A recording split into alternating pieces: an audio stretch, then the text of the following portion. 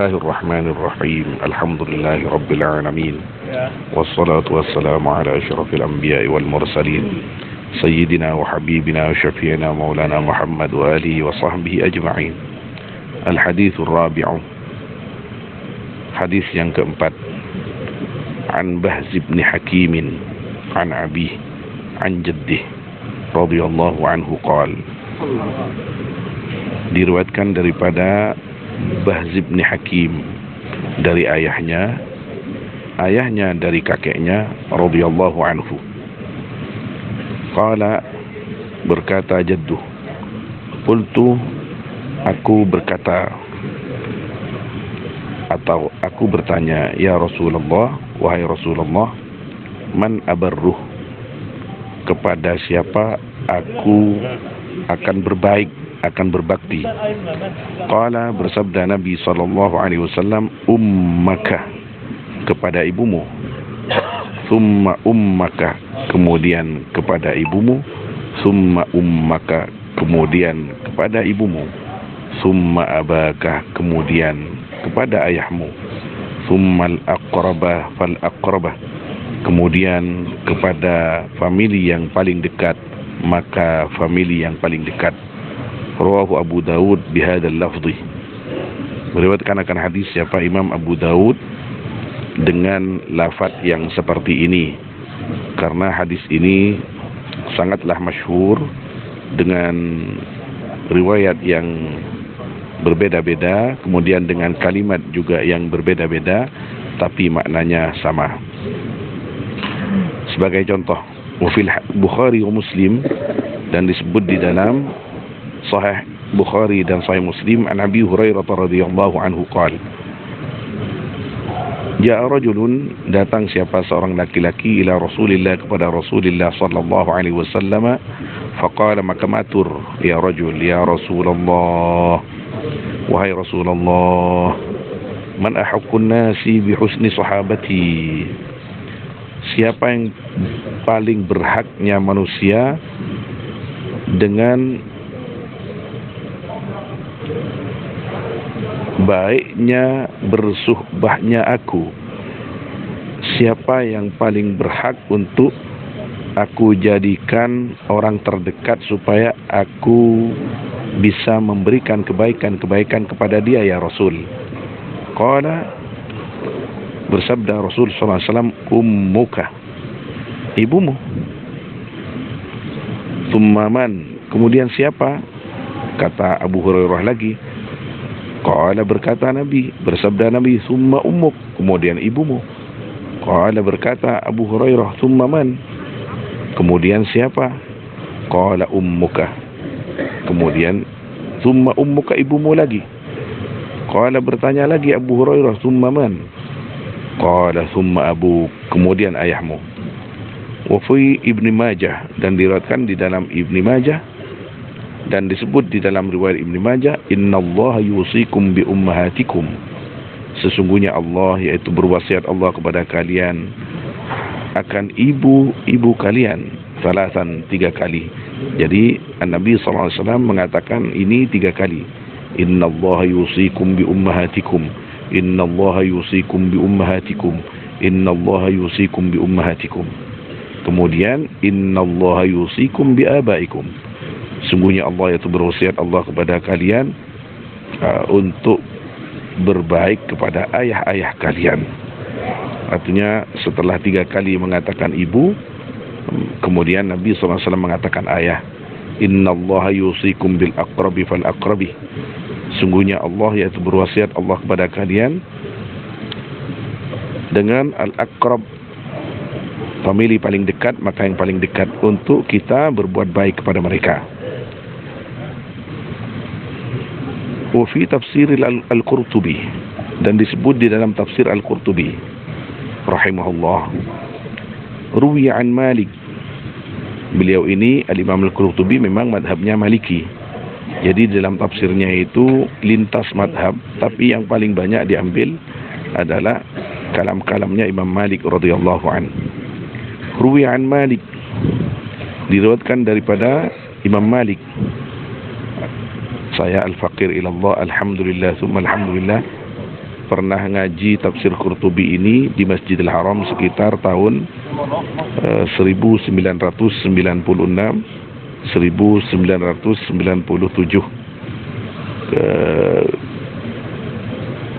kepada Syekhna Syekh Abdul Fattah Husain Rawah rahimahullah ta'ala. Ruwi an Malik anna rajulan, sungguhnya seorang laki-laki, qala lahu, yaitu bertanya rajul kepada Imam Malik, inna abi fi baladis Sudan, sesungguhnya ayahku yaitu ada di negeri Sudan, wa qad kataba ilayya an aqduma alaih, dan sungguh menulis atau mengirim surat abi ilayya kepadaku, an aqduma alaihi, akan harus datang aku kepada abi, wa ummi, hale adapun ummi, tamna'uni, yaitu melarang ummi kepadaku, min dalika, dari itu, al-qudum ila Sudan atau qudumi ila Sudan. Ya Imam, kata orang ini, ayah aku ada di Sudan, sedangkan aku ada di Madinah bersama ibuku.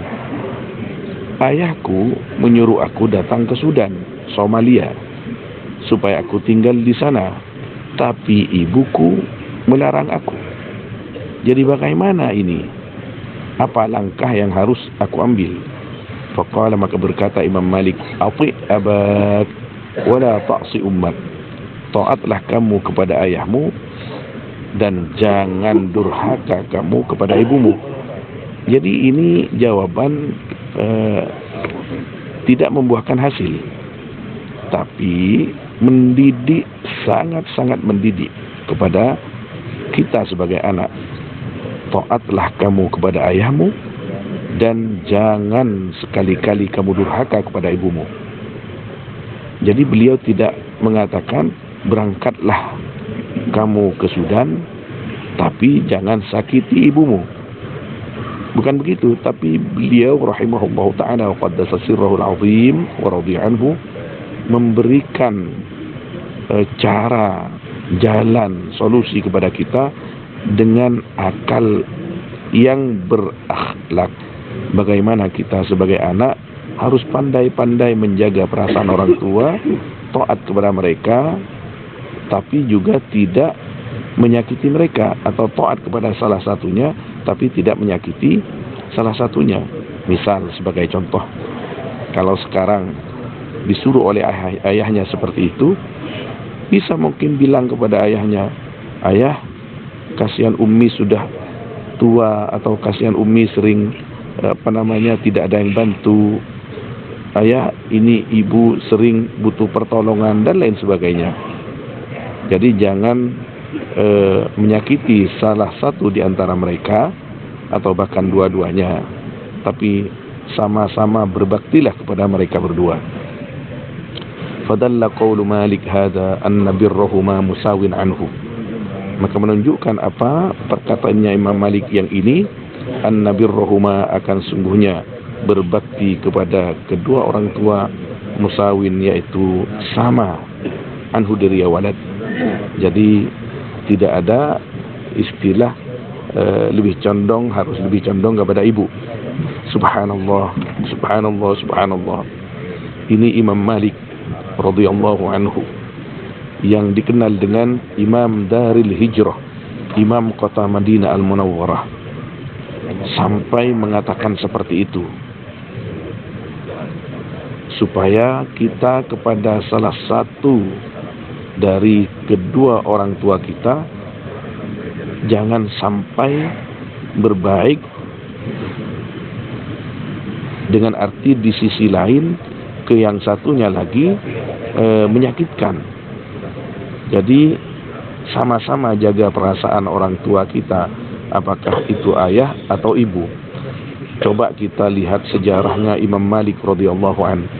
Imam Malik radhiyallahu an ditinggal oleh ayahnya semasih dalam kandungan. Ayahnya pergi berniaga, yang merawat, yang mendidik, membesarkan hanya ibunya, sampai Imam Malik ditinggal bertahun-tahun oleh ayahnya. Pada saatnya ayahnya pulang, Imam Malik sudah mengajar di Masjid An-Nabawi, diberikan kursi oleh para imam-imam besar waktu itu karena kecerdasan dan hafalannya yang sangat kuat. Setelah ayahnya datang ke Madinah Al-Munawwarah, ayahnya tidak tahu bahwa yang dia lihat di Masjid Nabawi adalah putranya, karena ayah Imam Malik, yaitu Kiai Anas atau Syekh Anas ini, juga paham tentang ilmu agama. Ketika datang dari perjalanan jauh, maka tidak pulang ke rumahnya kecuali singgah terlebih dahulu di Masjid Nabawi, sholat sunnah 2 rakaat. Menemukan seorang anak kecil yang membaca hadis di kursi masyayikh di Masjid Nabawi, terperangah dia. Ayahnya ini anak siapa kok alim sekali, padahal itu adalah putranya sendiri. Sudah ditinggal bertahun-tahun seperti itu, Al-Imam Malik radhiyallahu ta'ala anhu masih menyatakan bahwa berbaik kepada kedua orang tua itu, ayah dan ibu, harus sama, dipukul rata oleh beliau.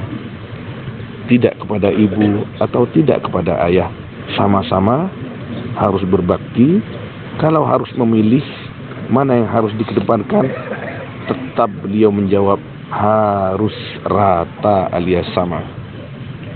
Waqad su'ila al-Laits. Nah, ini pendapat yang umum, dan sungguh ditanya siapa Imam Al-Laits an hadil masalah, dari ini masalah. Fa'amarahu, maka menyuruh Laits akan rajul bi ta'atil dengan taat kepada kepada ibu. Wa za'ama anna laha thulutsail bir, dan mengklaim Imam Laits anna laha, akan sungguhnya yaitu bagi thulutsail albir, 2/3 kebaikan. Artinya 75% berbakti kepada ibu daripada kepada ayah. Dan ini pendapat yang masyhur di antara kalangan para ulama. Tapi uniknya Sayyidina Imam Malik bin Anas radhiyallahu ta'ala anhu ardah berpendapat seperti yang tadi, supaya kita sebagai anak, kalaupun kebaikan kita kepada kedua orang tua kita tidak sama, tapi minimal perkataan atau pernyataan Sayyidina Imam Malik radhiyallahu an mendidik kepada kita, mengajarkan kepada kita, jangan suka memilah dan memilih antara kedua orang tua. Sama-sama wajib dihormati, sama-sama wajib kita berbakti kepada beliau berdua. Apakah itu ayah atau apakah itu ibu, kita sama-sama mempunyai kewajiban untuk berbakti kepada mereka berdua. Mudah-mudahan kita semua ditulis oleh Allah Subhanahu wa taala sebagai anak-anak yang berbakti kepada kedua orang tua kita.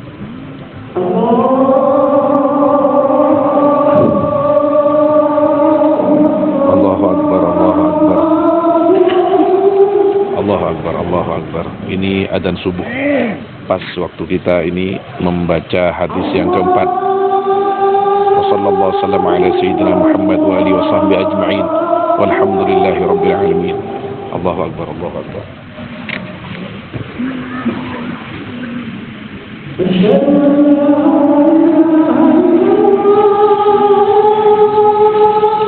Asyhadu an la ilaha illallah wa la syarika lahu wa asyhadu anna sayyidina Muhammadan abduhu wa rasuluh.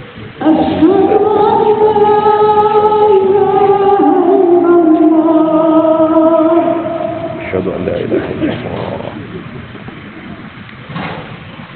Asyhadu anna Muhammadan rasulullah.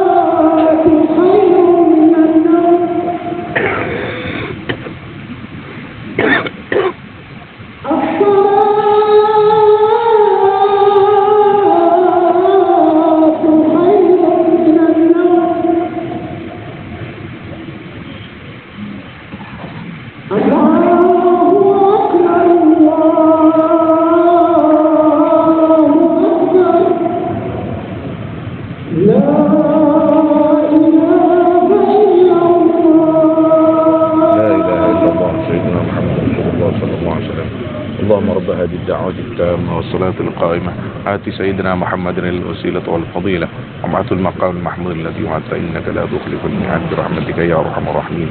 اللهم شفع فينا نبينا ولا تحرمنا من شفاعته صلى الله عليه وسلم.